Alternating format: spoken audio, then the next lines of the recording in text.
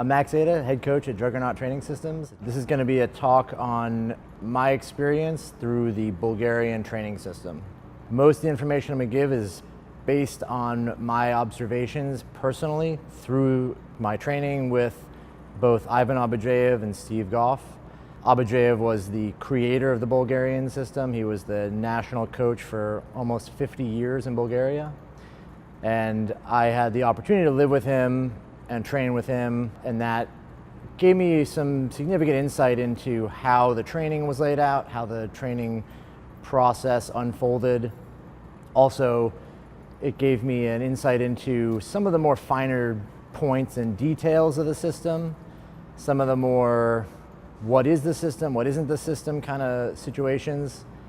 It was really like an immersive experience that allowed me access to questions and get answers from him. A lot of the information I have came firsthand from Abadjiev, and I experienced firsthand when I did it. I'll kind of start with how Abadjiev became Abadjiev, or became the man he was, became the creator of this system. As I understand, he was a coach like hundreds of other coaches in Bulgaria, but that was training under the Soviet system. So the Soviet Union had a huge sports system. They disseminated information to all the coaches. They all kind of followed a standardized form of training. He came from that background, so he was doing that kind of system.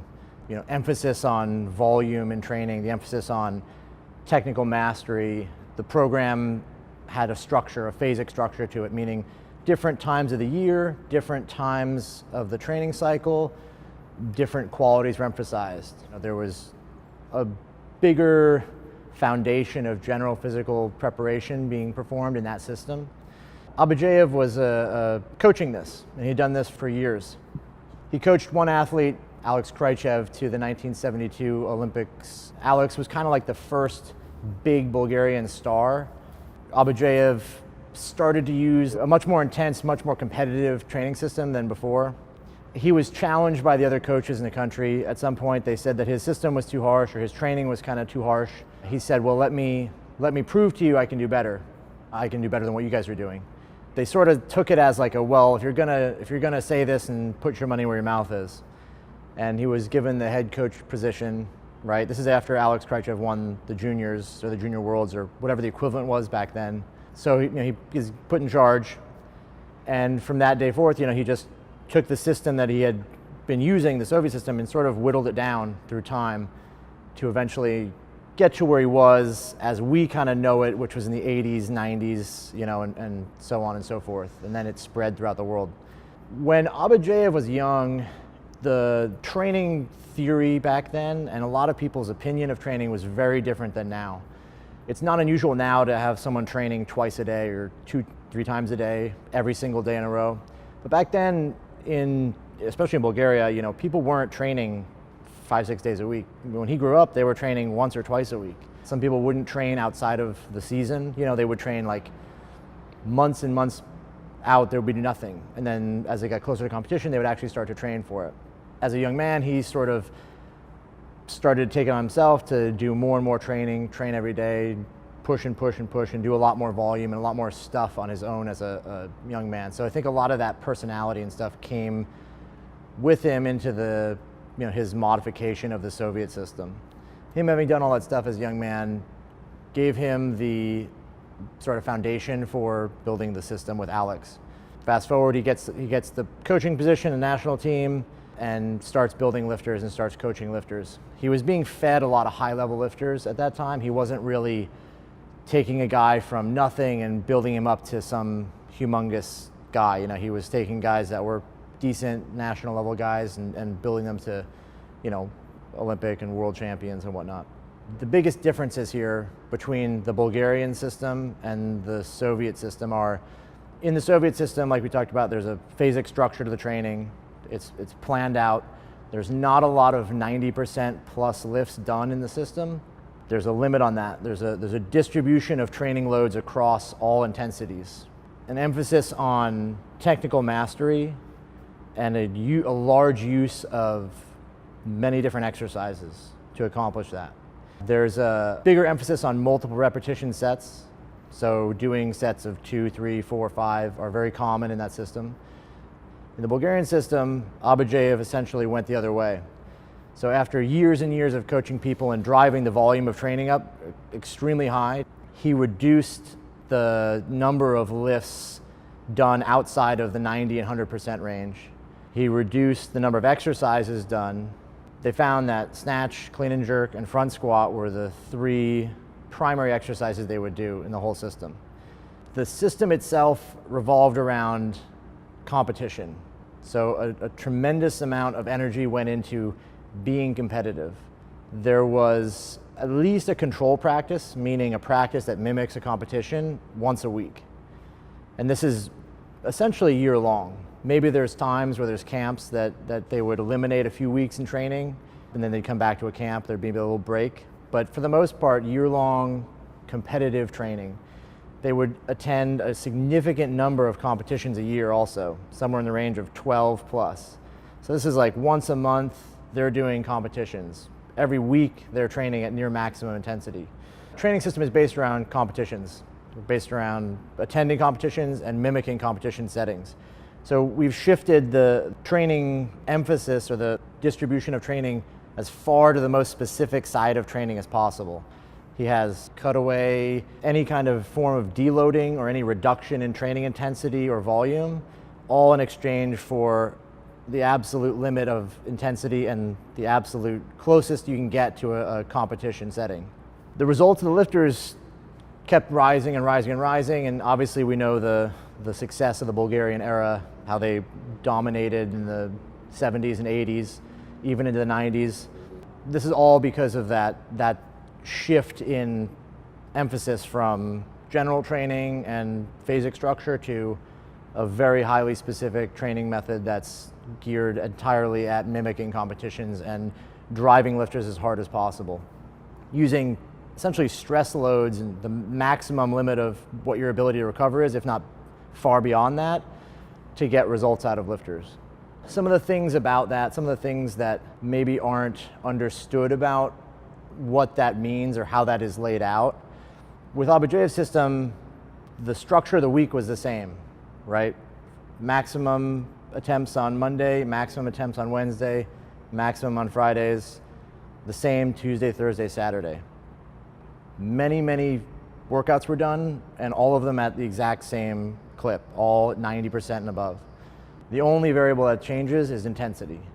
There's only a change in intensity as you get closer to competitions. And that's even a small intensity change because you're already training at near maximum levels from 40 days out. His intent as a coach was to drive the results of lifters up as high as possible pre-competition so that when they went to competition, they were lifting essentially sub-maximum weights, or they had a psychological surplus and a physical surplus of ability at the meet. If they had done a 222 clean and jerk in training and they only needed 215 or 212 to win the competition, that was an advantage in his mind. His coaching style was to bring people up to a level that was so great that they were basically walking into competitions and winning. A couple of things that I think get misunderstood with the system. The idea that there's a training maximum, that people would come into the gym and work up to a maximum attempt, whatever was the most they could do that day. If your best snatch is 100 kilos and you work up to 80 and that feels tough, or your technique breaks down, that's not how Abadjiev coached the system. That's not how he pushed people through. Everything was based on absolutes. Your absolute best result in the competition was what you based numbers on. If you came into the gym and he asked for maximum snatch, you worked up to 100 kilos if that was your best. And the goal was to exceed that. And this is where I think things get kind of lost, in that the Bulgarian system is not a train by how you feel. It's a brute force sort of driving yourself forward as much as possible. What I experienced was more that how you feel is irrelevant. It doesn't really matter how you feel. It only matters that you're accomplishing the total workload and that you're pushing the results as far and as hard as possible. There was a big resistance to any repetitions, any sets that exceeded one repetition. Almost never did we take anything more than a single. And there was a lot of resistance from Abadjiev if you tried or you asked or you wanted to do more reps. There was never a single time in warm-ups when you're squatting where we would take more than one rep. You wouldn't do 5 or 6 reps with a light weight. You just did singles. The goal was to go from your lightest warm-ups, the barbell with 50 kilos, all the way to your maximum, whatever, 250 kilos in the squat, with as few repetitions as possible. Only maximum attempts, only single repetitions. And this was pervasive around the entire system. The way he saw it was the repetitions build a different kind of structure in the body, right? He believed that doing doubles and triples and 5s and whatnot wasn't specific enough to weightlifting. He completely eliminated this and was adamant that none of that ever happened in the training system. So there is no, like, in the Bulgarian system, in the truest sense, there's no working up to a max triple for the day or a max set of 5 or any repetitions. The down sets, drop sets in the squats were never above 2 reps that I remember. Abadjiev demanded an absolute from everybody. There was no day you come in, I don't feel good, and oh, we'll back off for you. Everything was an absolute. You're either training to maximum or you don't want to train very hard. And so he has no time for you. You have to imagine too, the system is built around lifters that are coming from a very different place than someone who comes in as a hobbyist, right? You're trying to get to the next level in Bulgarian weightlifting. Your goal is to win the Olympics. Your goal is to make money at this. You're getting paid. That's where that stuff becomes more acceptable. If Abadjiev says you have to snatch 170 kilos today, then you have no choices. You just have to figure out how to do it.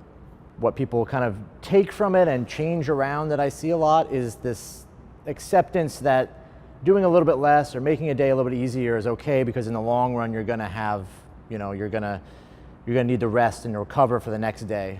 But that was nothing like Abadjiev, at least administered to us or to myself. There's no giving to the lifters. They just have to do the work, and if they don't do the work, they're not trying hard enough. Almost every workout was taken to an absolute failure. Missing weights in training was completely acceptable. A big difference between his system and his structure of training and a more traditional Soviet structure was technique was not emphasized a lot. Your technique was sort of whatever you had developed as a lifter going through the system. So if you're a kid in Bulgaria and you start training and you're young and you start to get better, you get pushed by coaches, they teach you how to lift, then you get put to the national team. That was just that. And it doesn't mean everybody was a perfect lifter. A lot of the lifters were very rough and did things incorrectly, and there was very little energy and focus devoted to changing someone's lifting technique.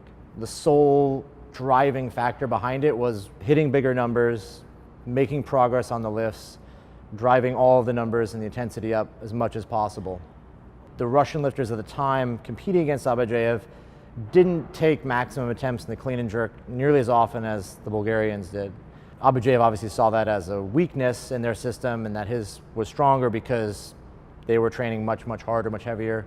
The other side of this coin is injuries, right? When you're training at that intensity, you're training at that level with less emphasis on technical skills, injuries are certainly much more prone to occur. It doesn't mean that it's a far worse system because there's more injuries, it's just a much more aggressive style.